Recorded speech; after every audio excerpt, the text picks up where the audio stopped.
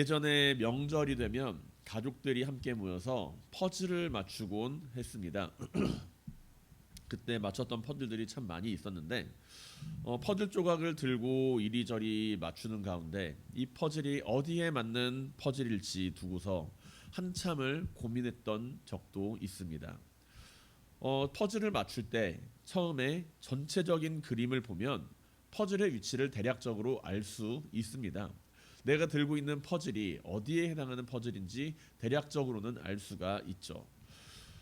하지만 전체 그림을 모른다라고 한다면 그 퍼즐의 조각을 알기가 어렵습니다. 왜냐하면 내가 손에 들고 있는 것이 파란색 퍼즐 조각이라고 한다면 이 퍼즐 조각이 바다를 의미하는지 하늘을 의미하는지 알 길이 없기 때문이죠. 그런데 이 조각들을 하나하나 조금씩 맞춰가다 보면 어느 정도 윤곽이 잡히기 시작합니다. 그리고 어느 순간 전체 그림이 보이게 됩니다. 처음에는 하나의 조각이었지만 그 조각을 맞추다 보니 하나의 거대한 그림이 되는 것. 한 번쯤은 퍼즐을 맞춰본 사람이라면은 경험을 해보셨을 거라고 생각합니다. 오늘 본문도 그렇습니다. 오늘 본문을 보게 되면 하나씩 조각조각 흩어진 사건처럼 보이기도 합니다. 예수님께서 해골이라 하는 골고다에 가신 일, 두 사람 사이에 십자가에 매달리신 일, 빌라도가 십자가 위에 패를 붙인 일, 그 패가 히브리와 로마와 헬라말로 기록된 일, 대제사장들이 그 문구를 바꾸려 한 일, 그리고 빌라도가 내가 쓸 것을 썼다고 그들의 제안을 거절한 일, 그러한 하나의 흐름 안에서 등장하는 여러 가지 사건들이 보이게 된다는 것이죠. 이것을 각각 따로따로 보게 되면 로마식 처형 절차처럼 보입니다. 그리고 또 한편으로는 정치적 갈등으로도 보이기도 합니다. 그 당시 상황에서 마치 우연히 맞물린 사건들처럼 보이게 됩니다. 그러나 우리가 믿음의 눈으로 이 사건을 바라보게 되면 이 조각들이 하나의 그림을 이루게 되는 것을 보게 된다는 것이죠. 사람들은 각자의 뜻대로 움직입니다. 하나님은 그러나 그 모든 조각을 통해 십자가의 복음을 드러내고 계시는 모습이라는 이야기입니다. 오늘 말씀의 중심은 그래서 이것입니다. 하나씩 보면 퍼즐 조각이지만 함께 보면 하나의 큰 복음의 그림이다라는 이야기. 요한복음은 예수님의 십자가 사건을 굉장히 짧게 기록하는 편입니다. 우리가 생각하는 그 긴 시간에 이어지는 그 십자가 사건, 그 사건을 요한복음은 굉장히 짧게 십자가의 순간을 기록하고 있는 것처럼 보입니다. 우리는 십자가를 생각하면 예수님의 고통, 군중의 조롱, 피 흘리심, 못 박히는 장면, 이 모든 것을 떠올립니다. 그런데 요한복음은 그 장면을 비교적 길게 설명하지는 않습니다. 사람들과의 대화로서 설명을 하고 있지만 그 장면에 대한 묘사는 그렇게 길지 않다라는 것이죠. 본문은 아주 짧게 말합니다. 그들이 거기서 예수를 십자가에 못 박을세라고요. 요한이 예수님의 고통을 몰랐기 때문에 그것을 짧게 기록한 것은 아니겠죠. 누구보다도 예수님의 고난을 가장 가까이에서 봤던 요한입니다. 예수님의 고난을 가장 가까이에서 보았던 요한은 그 십자가에서 무엇이 드러나는지를 보여주고 있습니다. 십자가에서는 예수님이 누구이신지가 드러났습니다. 십자가에서 인간의 죄가 드러났고 십자가에서 하나님의 구원이 드러났습니다. 그래서 오늘 우리는 이 짧은 본문 속에 놓인 퍼즐 조각들을 하나하나씩 맞춰보고자 합니다. 그리고 이 조각들을 함께 맞추었을 때 우리는 하나님께서 보여주시는 하나의 큰 그림을 바라볼 수 있게 될 것입니다. 첫 번째로 우리가 바라보는 첫 번째 퍼즐 조각 하나는 죽음의 자리에서 생명이 선포되었다라는 점입니다. 본문 17절은 우리에게 이렇게 기록합니다. 그들이 예수를 맡음에 예수께서 자기의 십자가를 지시고 해골 히브리 말로 골고다라 하는 곳에 나가시니라고요. 익숙한 본문이죠. 첫 번째 조각은 골고다입니다. 예수님께서 나아간 곳이 어디? 골고다라고 하는 장소입니다. 성경은 그곳을 해골이라 하는 곳이라고 설명합니다. 이름만 딱 들어봐도 알겠지만 기쁨이 넘치는 곳이 아니라 뭔가 저주와 비난과 죽음이 넘치는 곳이라는 것을 어렴풋이 알 수가 있겠죠. 이름만 들어도 죽음이 떠오릅니다. 생명의 장소가 아니라 죽음의 장소라는 것이죠. 영광의 장소가 아니라 수치의 장소입니다. 사람들이 기쁨으로 찾아오는 장소가 아니라 두려움과 공포를 느낄 수 있는 장소라는 것이죠. 로마의 십자가형은요, 단순히 죄인을 죽이는 것이 아닙니다. 그것은 보여주기 위한 형벌입니다. 로마의 질서에 도전하면 이렇게 된다라는 것을 본보기식으로 십자가를 통해 보여줍니다. 사람들에게 공포를 심어주는 역할을 하는 거죠. 그래서 십자가형은 사람들이 매우 잘 볼 수 있는 곳, 그곳에 이루어지는 것이 일반적인 모습입니다. 성 밖이나 길가나 아니면 많은 사람들이 지나다니면서 볼 수 있는 장소가 적합했다라는 것이죠. 골고다라고 하는 곳, 그곳이 우리는 일반적으로 생각할 때 로마에서 이곳을 그 전문적인 처형 장소라고, 유일한 그 동네에 있는 유일한 처형 장소라고 생각하기가 쉽지만 쉽게 그렇게 단정할 수는 없다라는 이야기입니다. 로마의 제국의 입장에서는 이 사람이 한 일에 대해서 그냥 잘 보이는 곳이면 어디든 괜찮을 수가 있었다라는 것이죠. 하지만 분명한 것은 예수님께서 해골이라고 불리는 죽음의 자리로 나아가셨다라는 사실입니다. 사람들은 예수님을 그곳으로 데려갔습니다. 로마는 죽음을 전시하려고 했고 사람들은 예수님의 생명을 끝내려고 했습니다. 그런데 우리가 그 퍼즐 조각을 믿음의 눈으로 바라보게 되면 그곳은 단지 로마가 선택한 장소만은 아니라는 것이죠. 사람들은 죽음의 장소를 선택했지만 하나님은 그 죽음의 장소에서 생명을 선택했습니다. 로마는 죽음을 보여주기 위해 골고다를 선택했지만 하나님은 죽음 가운데 생명을 보여주시기 위해 그 장소를 사용하십니다.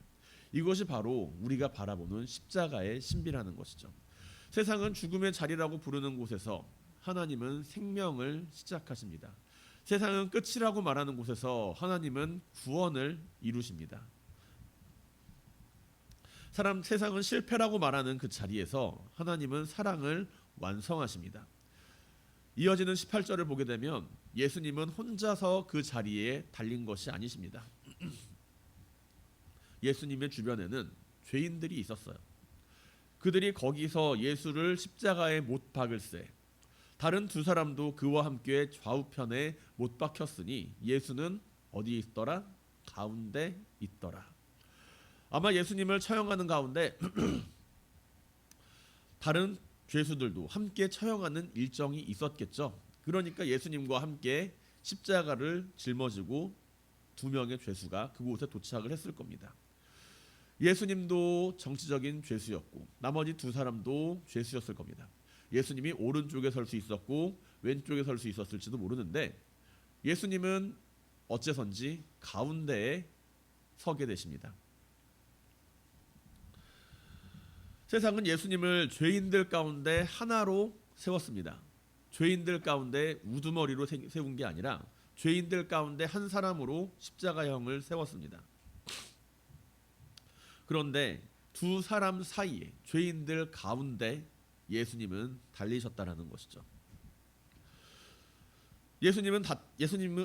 예수님을 범죄자들과 같은 자리, 반역자들과 같은 자리, 처형당해야 할 사람들의 자리 한 가운데에 세웠다라는 이야기입니다. 하나씩 보게 되면 이것은 그냥 어쩌면 우연히 일어나게 된 수치의 조각입니다. 죄 없으신 하나님의 아들이 죄인 사이에 달리셨다. 그런데 좌편도 우편도 아닌 가운데에 달리셨다. 뭐 그럴 수 있죠. 우연히 그 자리가 될 수도 있죠. 그러나 하나님은 그 사실을 통해서 우리에게 중요한 십자가의 진리 한 가지를 말씀하십니다. 예수님이 죄인과 끝까지 함께 하셨다라는 것. 그것이 단순히 끝까지 함께 하는 것이 아니라 그들 가운데 함께 하셨다는 것. 우리는 예수님을 바라볼 때 어떻게 이야기를 하나요? 주님께서 죄인들의 친구가 되어주셨고 죄인들과 함께 생활하셨다라고 이야기를 합니다. 바리새인들이 그렇게 예수님을 평가했죠.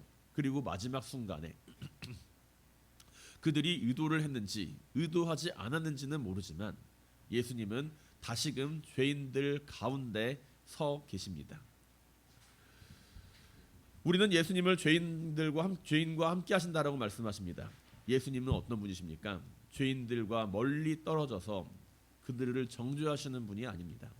예수님은 죄인의 자리까지 내려오신 분입니다. 예수님은 우리 죄의 현실 가운데로 들어오셨습니다. 우리가 하나님 앞에 설 자격이 없을 때, 우리가 스스로를 구원할 수 없을 때, 그때 바로 예수님은 우리에게 오셨다라는 것이죠. 그리고 죽음의 순간에도 죄인들 가운데 서 계십니다. 그래서 십자가는 죄인들에게 끝을 선언하는 자리가 아니라는 것입니다. 십자가는 죄인들에게 생명을 내어주는 자리입니다.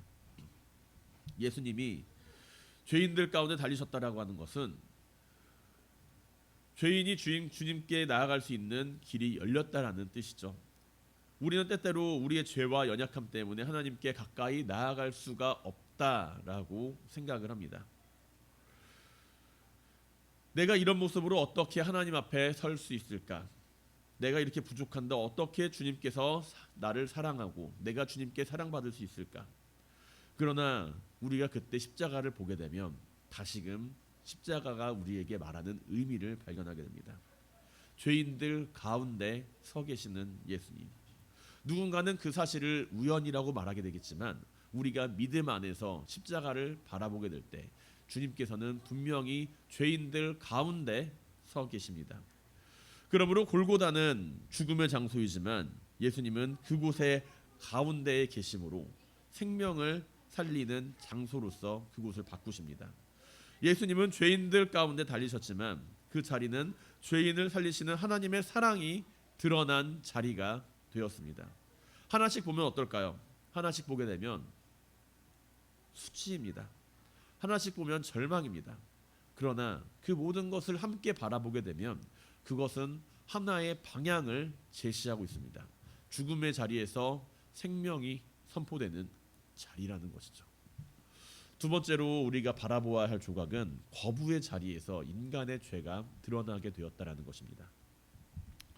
본문 19절을 보게 되면 빌라도가 패를 써서 예수님이 매달린 십자가 위에 붙입니다. 나사렛 예수 유대인의 왕이라 이렇게 써 있는 패를 그 십자가 위에 달게 되었죠. 십자가 위에 달리는 패는 예수님만 달리는 것이 아닙니다. 중요한 죄를 지은 사람은 그 위에다가 죄목을 적어서 그 위에다가 걸어놓게 됩니다. 이 사람은 이러이러한 죄를 지었기 때문에 여기 매달렸다라는 것을 알려주기 위해서 거기다가 박아놓는 거죠. 예수님의 십자가 위에 붙은 죄목은 그렇다면 무엇입니까? 나사렛 예수 유대인의 왕이라는 것입니다. 유대인의 왕으로서 십자가에 매달았다. 이것이 바로 로마의 공식 입장이라는 셈이죠. 빌라도가 어떤 마음으로 이 문구를 썼는지는 여러 가지로 생각을 해볼 수가 있을 겁니다. 유대 지도자들을 조롱하려 했을 수도 있죠.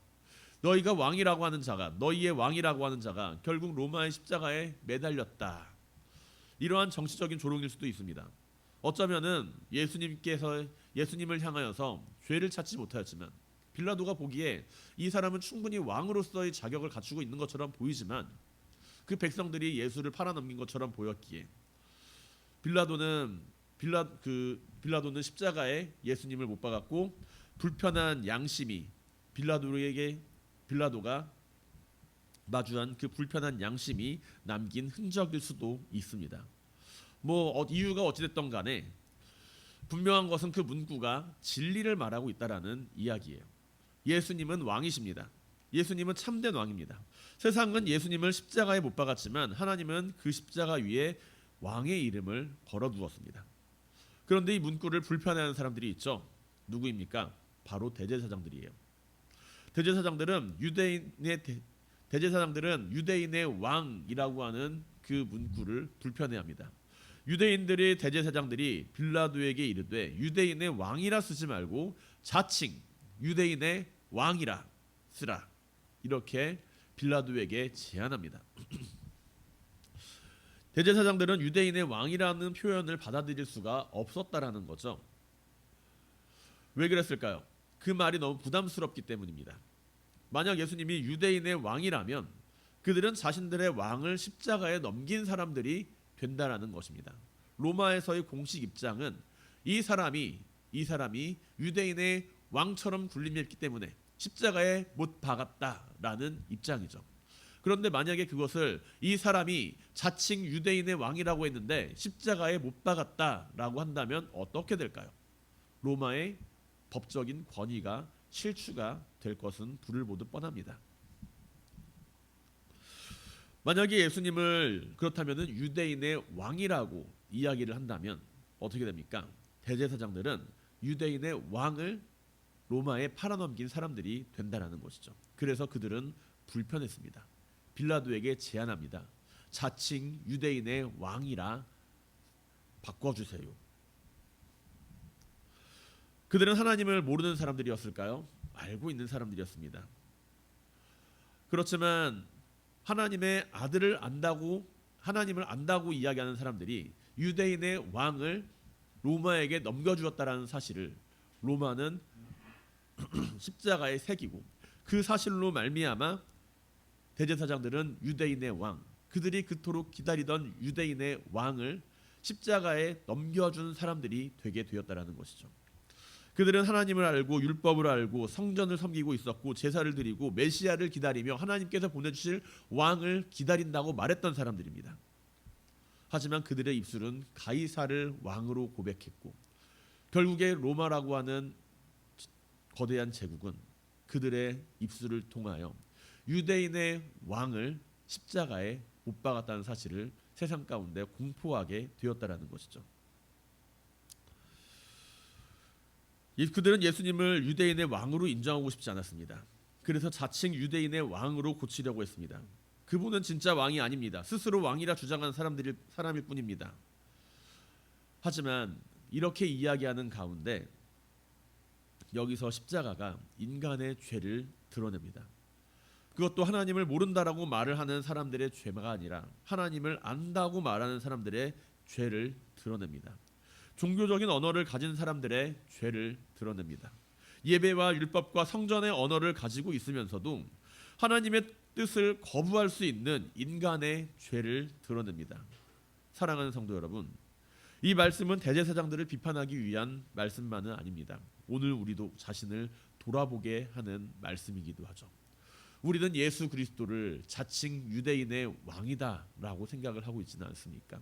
그가 나의 왕은 아니지만, 그는 우리의 왕은 아니지만 자칭 그는 유대인의 왕이다. 내가 필요할 때는 그를 왕으로 삼지만 내가 필요하지 않을 때에는 그 왕은 나에게 필요가 없다라고 말을 하고 있지는 않나요? 십자가는 죄인에게 생명을 주는 자리입니다. 그러나 동시에 인간의 죄를 드러내는 자리입니다. 하나님을 모르는 사람의 죄뿐만이 아니라 하나님을 안다고 말하는 사람의 죄까지 드러내는 자리가 바로 십자가의 자리입니다. 하나씩만 보게 되면 대제사장들이 이야기하는 것은 문구의 수정입니다. 내가 좀 불편하니까 이 문구 좀 수정해 주세요 라고 하는 문구 수정 요청입니다. 그러나 그것을 멀리서 하나의 그림 안에서 보게 되면 복음 안에서 이루어지는 모습입니다. 왜냐하면 십자가는 우리의 죄를 드러내는 동시에 그 죄에 대하여 예수님께서 죽으신 자리를 함께 말하고 있기 때문입니다. 우리가 거부한 그 자리에 우리가 거부한 예수님의 그 십자가의 자리에 인간의 죄가 드러나게 된다는 것이죠. 내가 십자가를 거부하는 자리에, 내가 하나님을 알고 예수를 안다라고 말하면서 그 사실을 거부하는 자리에 우리의 죄가 드러나는 모습을 십자가는 보여주고 있습니다. 세 번째로는 이방인의 손을 통해서 왕의 진리가 선포되었다라는 사실입니다. 본문 20절은 이렇게 말합니다. 예수께서 못 박히신 곳이 성에 가까운 고로 많은 유대인들이 이 패를 읽는데 히브리와 로마와 헬라말로 기록되었더라. 빌라도는 예수님의 십자가 위에 붙인 패를 세 가지 언어로 기록합니다. 히브리말, 로마말, 헬라말 세 가지죠. 이것은 앞서 이야기한 내용과 연결이 됩니다. 많은 사람들이 보고 알게 하기 위해서. 당시 예루살렘에는 다양한 사람들이 있었습니다. 유월절 기간이었기 때문에 많은 순례자도 있었습니다. 우연히 예수님께서 매달리신 그 시기가 유월절이었기 때문에 많은 사람들이 있었다. 우연으로 취급하게 되면 그 사실이죠. 많은 순례자들이 있었다. 히브리 말, 유대인의 신앙과 민족의 언어입니다. 로마 말, 제국과 권력의 언어입니다. 헬라 말, 당시 넓은 세계가 소통하던 언어입니다. 예루살렘에는 그러한 모든 사람들이 함께 모여있는 유월절 기간이었습니다. 어쩌면 우연히도 말이죠. 빌라도는 그래서 유대인들의 명절인 유월절 가운데 많은 사람들이 모였으니 한 가지 언어만으로는 기록하는 것이 마땅하지 않다. 세 가지 언어로 기록을 해야겠다라고 생각했을 것입니다. 왜냐하면 로마의 처형은 공개적인 경고였기 때문이죠. 유대인에게도 그리고 헬라인에게도 로마인에게도 경고하는 경고의 모습입니다. 이 사람이 유대인으로 왕으로 불리다가 이렇게 십자가에 달렸다라는 이야기, 그 이야기를 하고 싶었다라는 것입니다. 빌라도는 그렇게 사람들에게 보여주고 싶었을지도 모릅니다. 어쩌면 우연히 예루살렘의 유월절이었고, 어쩌면 우연히 많은 사람들이 모이는 시간이었고, 어쩌면 우연히 빌라도가 그 생각을 했을지도 모르고, 어쩌면 우연히 사람들을 향하여서 세 가지 언어, 지배자의 언어와 유대인의 언어와 모든 사람들의 언어를 다 사용해야겠다라고 생각했을지도 모릅니다.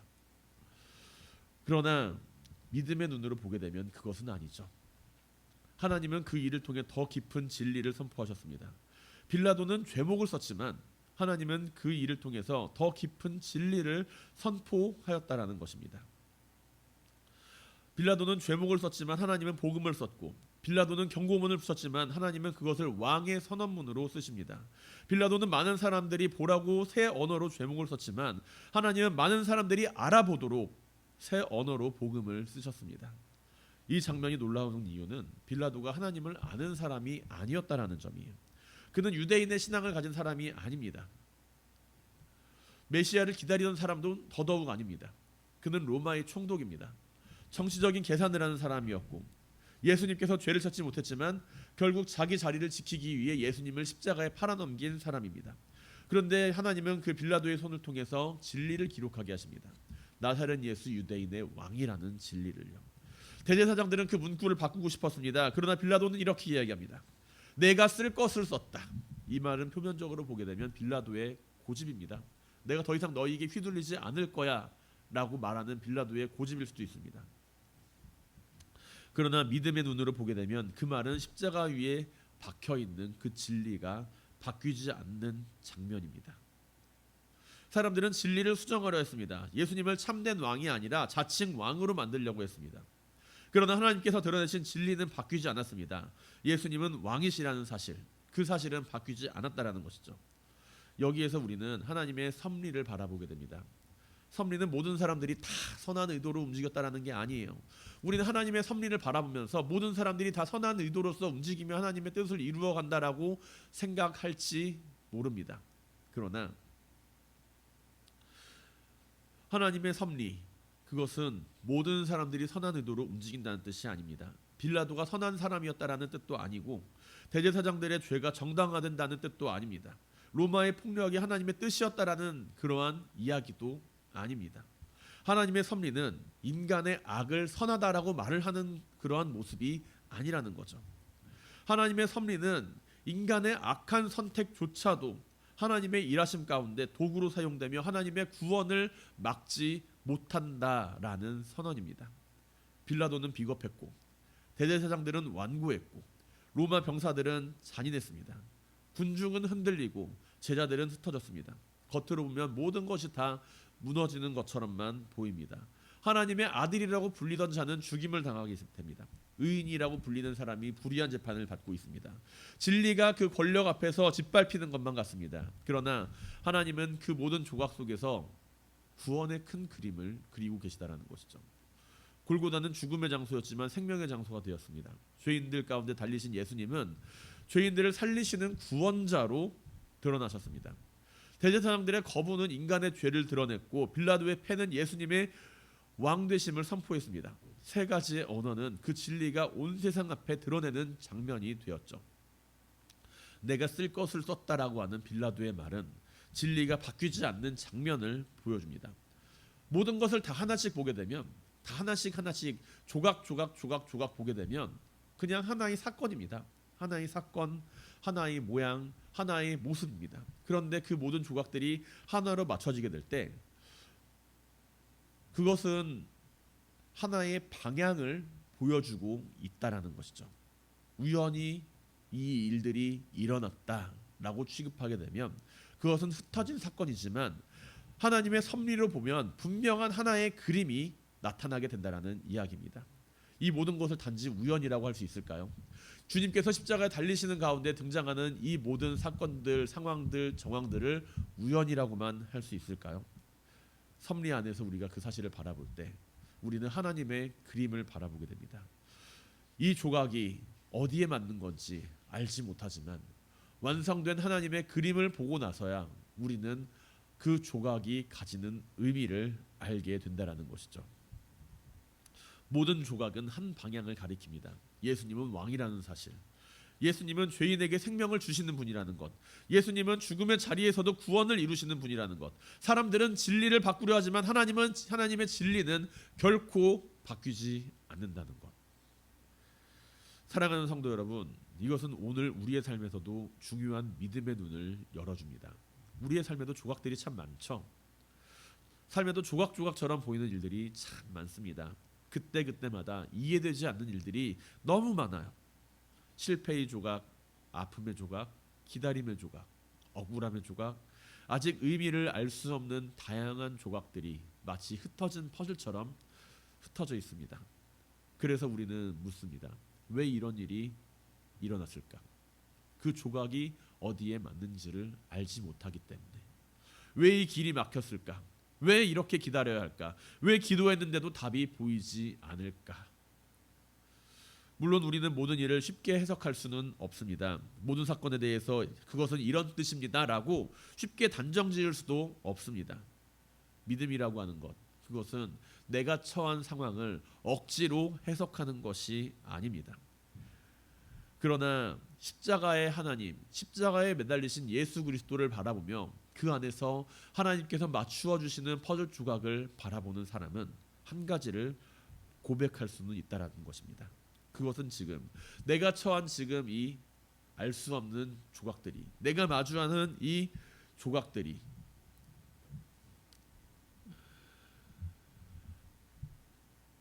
지금은 비록 조각난 모습처럼 보이지만 하나님은 조각난 현실 속에서도 일하고 계신다라는 것이죠.